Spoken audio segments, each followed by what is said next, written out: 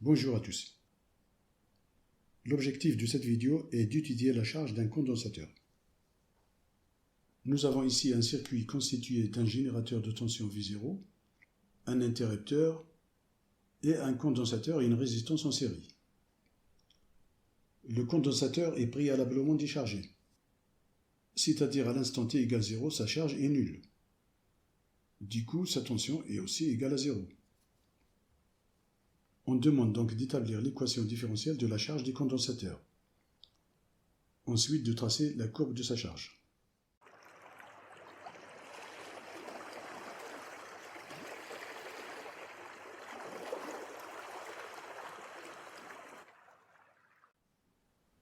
En appliquant la loi d'Emaille à ce circuit, on a V0 égale UC plus UR.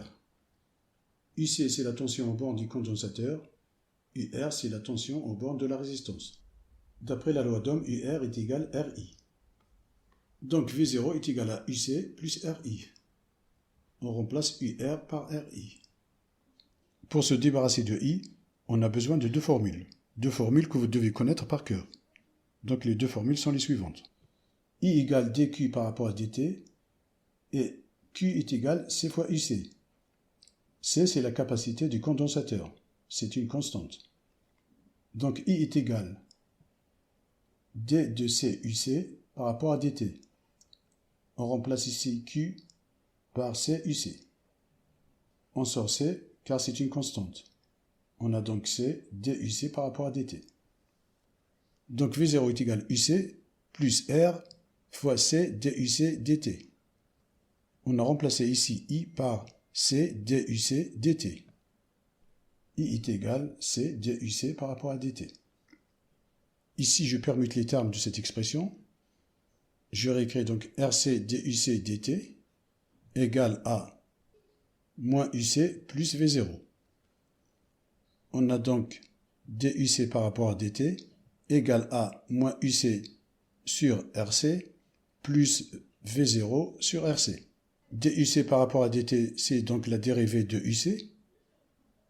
J'écris donc U' de C est égal à UC sur taux plus V0 sur taux, avec taux égale RC.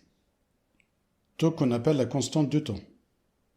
On reconnaît ici une équation différentielle du premier ordre. Cette équation différentielle est similaire à celle-ci. Y' égale AY plus B. La solution générale à cette équation mathématique est Y égale K E AX moins B sur A, avec K une constante réelle. Donc la solution à cette équation est UC de T, T c'est la variable qui représente le temps, est égal à K, constante de exponentielle de moins T sur taux, car A ici est égal à moins 1 sur taux. La variable qui est égale à X ici est remplacée par T. Il faudra calculer maintenant B sur A. B est égal à V0 sur taux, donc B sur A est égal à V0 sur taux sur moins 1 sur taux, ce qui est égal à V0 sur taux fois moins taux. On simplifie par taux, il reste moins V0. Avec ce moins, ça fait plus V0. Donc UC de T est égal à KE moins T sur taux plus V0. C'est donc la solution à notre équation différentielle. Mais ce n'est pas terminé, il faudra calculer la constante K. Donc pour calculer la constante K, on doit utiliser les conditions initiales. À t égale 0, UC est égal à 0. On a donc 0 égale K fois exponentielle de 0 plus V0. On a remplacé UC par 0 et T par 0. Donc 0 égale K plus V0, car exponentielle de 0 c'est 1. Donc K est égal à moins V0. On continue, K égale moins V0. On remplace K par V0 dans cette expression. On a donc UC de T égale 1 moins V0, exponentielle de moins T sur taux, plus V0.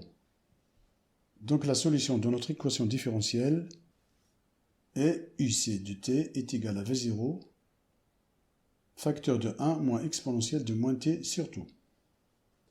On va voir maintenant la courbe de charge du condensateur. qui n'est qu'une représentation graphique donc de cette fonction. La charge du condensateur représente la variation de UC en fonction du temps. Nous avons ici l'axe du temps et ici UC, qui est la tension au bord du condensateur. À t égale 0, U est égal à 0. À t égale tau, le condensateur est chargé à 63,2%. À t égale 5 tau, le condensateur est chargé à 99%. Quand t tend vers l'infini, exponentielle de moins t sur tau tend vers 0, UC tend vers V0. Donc à t égale infini, le condensateur ne dépasse jamais la tension du générateur qui est égale à V0. Cette vidéo se termine ici. Merci de votre attention et à très bientôt.